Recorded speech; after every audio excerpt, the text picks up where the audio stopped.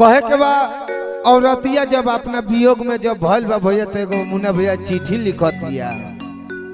आ कहतिया जानते क्या कहतिया ए बाबू चढ़ली जवाने करल परसाने चढ़ली जवाने करल परसानी करल परसानी परदेसी आजा देश में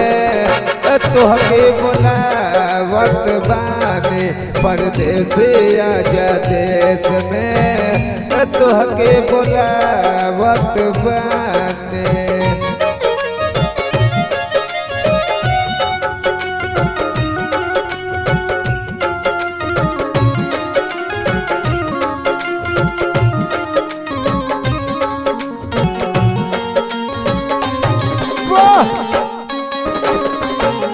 वाह भैया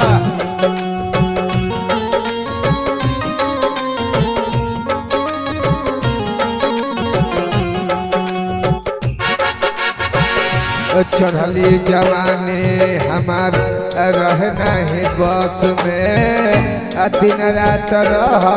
तात देवरा लस कट में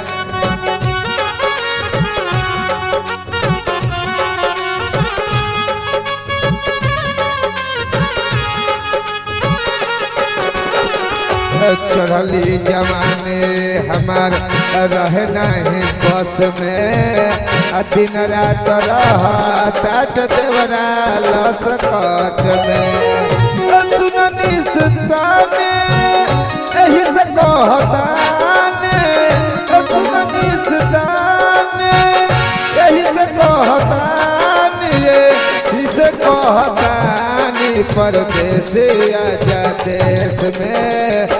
तोहके बुलावत बानी परदेसी आजा देश में तोहके बुलावत बानी। क्या बात है मुन्ना भैया ठीक को मेरा क्यों देखे वाह भैया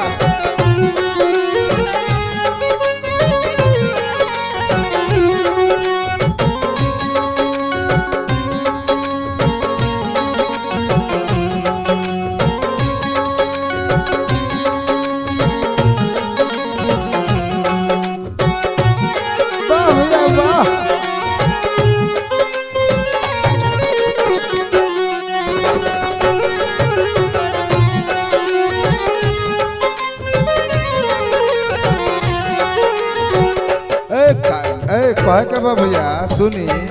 औरतिया कह दिया कि नतिया बाहर लिया जाके हमरा मरद के बिगाड़ दिलन जैसे कि अरुणल बेला दीवानी जब प्रोग्राम में जाए के बाटे वही प्रोग्राम में दो चार गो बात जब ले ना सुना तब ले उनका पेट के पानी ना पची कहे के बा भैया काहे के चुनो बाबा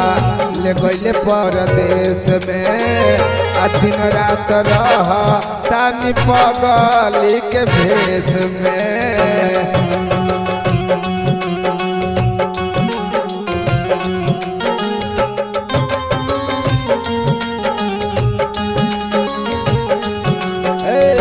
काहे के चुनो बाबा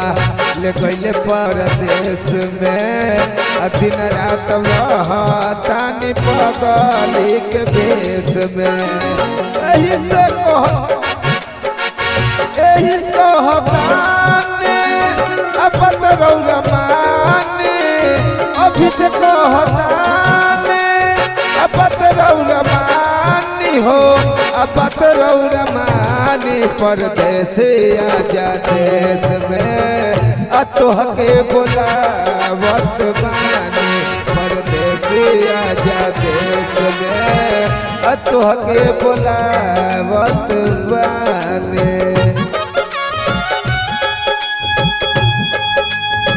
क्या बात है बाहुया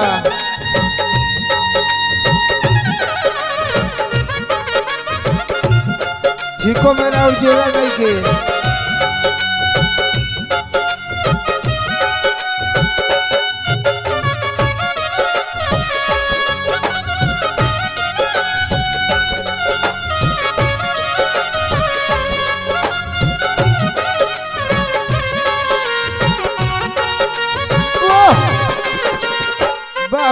जा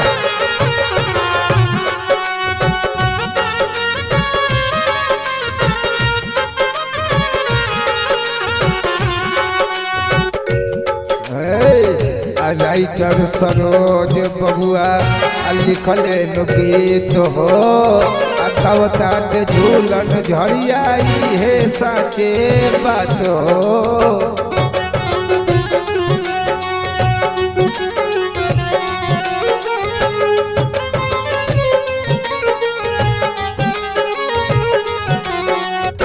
राइटर सरोज बबुआ लिखले गीत हो अवतार झूलन झड़िया साचे हो बात हो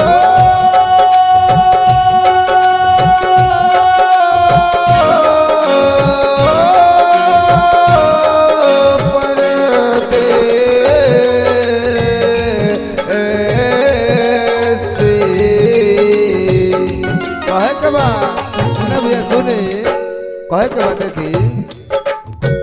यही बात बा के कहे के बा कन्वे में कोतनो मनाए अमन नहीं माने कोतनो मनाए अमन नहीं मानी हो